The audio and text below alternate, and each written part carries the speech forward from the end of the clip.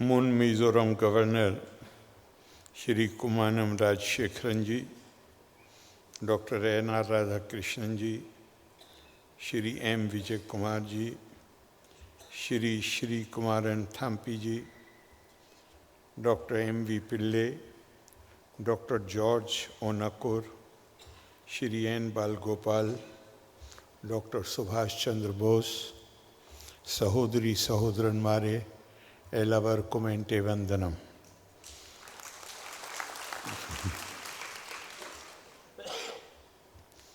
Malaya Latinde Priya Kavi Swargiye Sugathakumari Avarka Lude Orma Unartunna Sugatha-Navati Udghatanam Cheyan Atiyaya Charitarthyam Und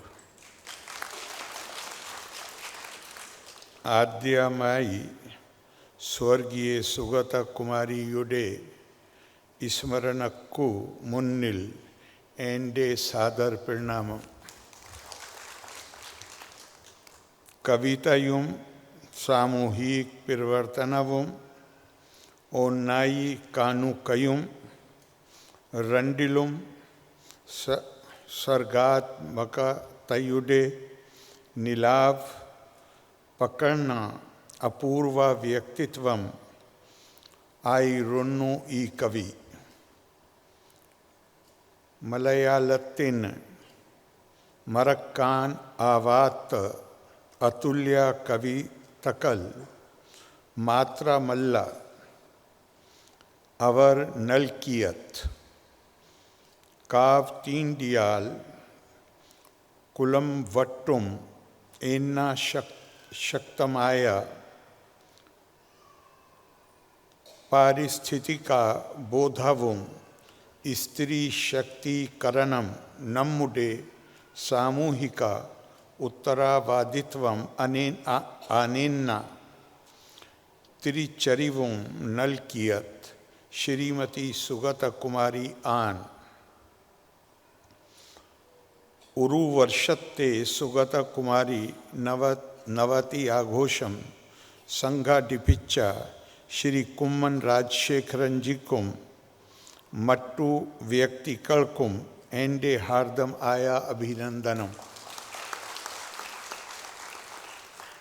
As we remember Swargiye Sugathakumari ji, one of India's finest and most humane poets, we are astonished by the versatility of her contributions as well as the sense of dedication that radiated in her words and deeds. Her sublime poetic utterances remind us of the stature of poetry as the queen of all forms of expression, and she used this medium powerfully to stand for the last and the least. To be a poet, you need to be wounded either physically or spiritually. But the world in which we live is so full of pain and suffering and sorrow that you don't even need to suffer any wound personally. If you have a sensitive heart, if you have an attitude of empathy and compassion, a humane attitude basically, then it can transform such a person into a poet. And our tradition says, the Indian tradition says, Shoka Shlokatva Magata. From hurt or injury comes poetry.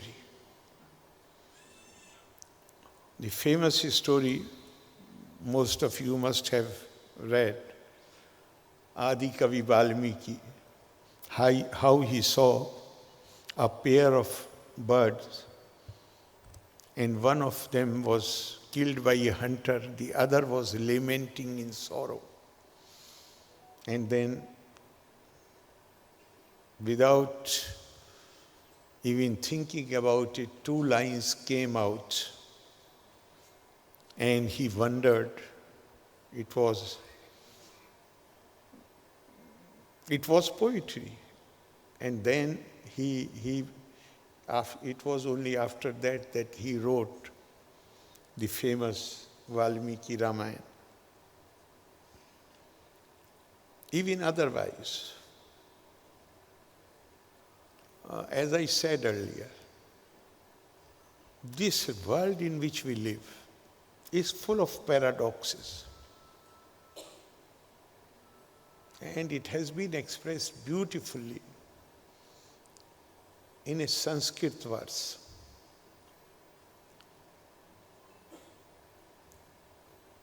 Kvachid veena vadyam, kvachidapi ha heti ruditam, kvachin nari ramya, kvachidapi jara jar jara vapu, kvachid vidvad goshti, क्वाचिदपि सुरा मत्ता कलह ना जाने संसारा किम अमृतमया किम विषमया. We see it on a daily basis. On one hand, there is happiness, people are celebrating, beautiful music. On the other hand, there is sorrow, lamentation, suffering. Beautiful, here it is said Kvachin Nari, but men, women, very smart, handsome, beautiful. On the other hand, you see dilapidated bodies. They are living but not able to move, suffering deeply. And there are assemblies like this where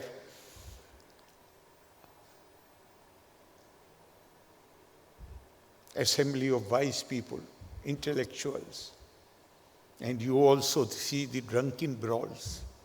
So the poet wonders what this world is all about.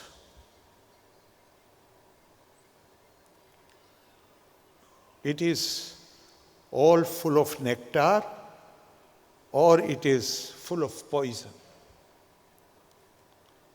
And it has always been like this, and I feel that it will continue to be like this. Therefore, our duty is one who has that awareness, one who has that consciousness, which Srimati Sugatha-Kumari had in abundance. This is what you make out when you read her poetry. She had this sensitivity, empathy, sense of compassion. So what can be the role of these people? The role of these people is to work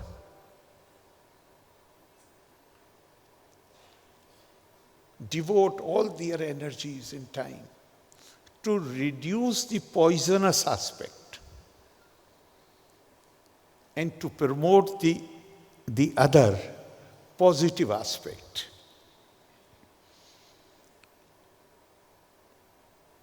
As a poet with traits of romanticism, Srimati Sugatha-Kumari's lines were replete with the most ardent emotional appeal and unusual imageries. She was one who effortlessly communicated sublime ideas with a depth that made readers think. There is one of her poems where she was waiting at a railway station somewhere in northern India during a hot summer and sees a boy in shabby clothes, playing a country flute. The poet finds herself transported to the Krishna Sankalpa that has inspired hundreds of poets in India. The flute's music seemed to her like the cool showers that brought relief to the earth in a parching summer. One could see in it the heavenly expression of the relation between human beings and nature, not just on a peripheral level, but on a philosophical and spiritual level. It may have been this relation between man and nature that inspired her to highlight the importance of preserving the environment. Her greatest contribution in this regard was the milestone struggle to save and protect the rainforest that we know as Silent Valley in Palakkad district. I am told that when there was news, she read the news about a new development project coming on the periphery of Silent Valley, she boldly called the then Chief Minister and warned him, "You are going to have sleepless nights if you go ahead with a project that destroys Silent Valley."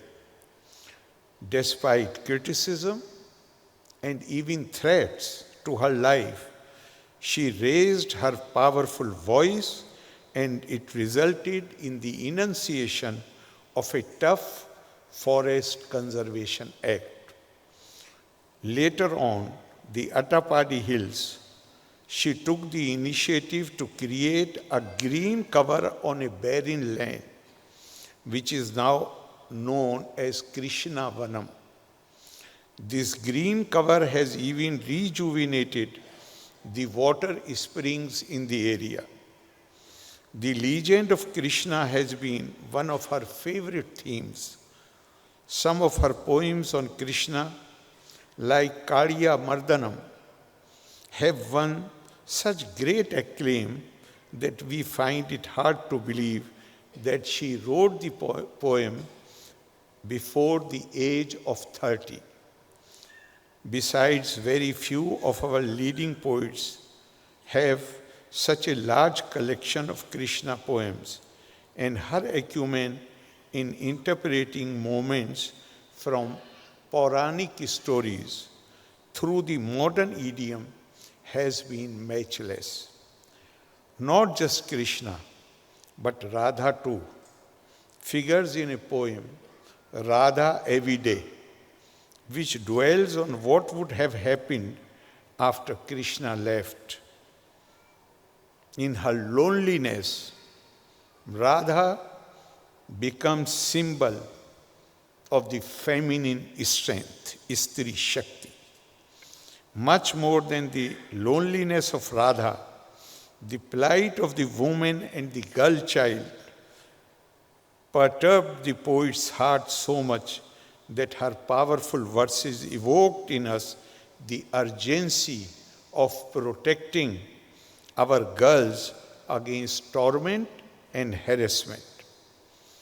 I have heard that once she recited a poem on how society conspires to silence and kill the girl child, especially one born as intellectually challenged. The power of the words and the emotional appeal left audience speechless and brooding for a while. It was her dedication and commitment to protect the dignity of women and girls that made her Kerala's natural choice as the first chairperson of the Kerala Women's Commission. She got involved in handling the problems faced by women. Her voice against our insensitivity towards women's issues became sharper and louder, making us pause, ponder, and act.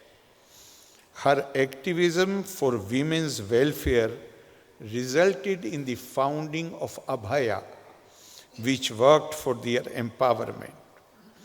What we saw in late Sugathakumari ji was the transformation of a romantic poet into a crusader for protection of the nature environment and a compassionate guardian of the grief-stricken, working hard to integrate destitute women and the mentally challenged into the mainstream of society. Looking back, one feels that many of her poems were warnings against perils to which insensitivity was leading our society.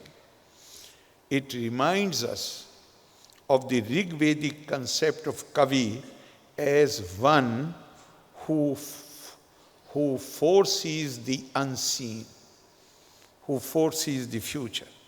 Kavihi Kranta Darshano Bhavati. This Kavi is the forerunner of rishis, and Indian aesthetics considered the Kavi as the creator.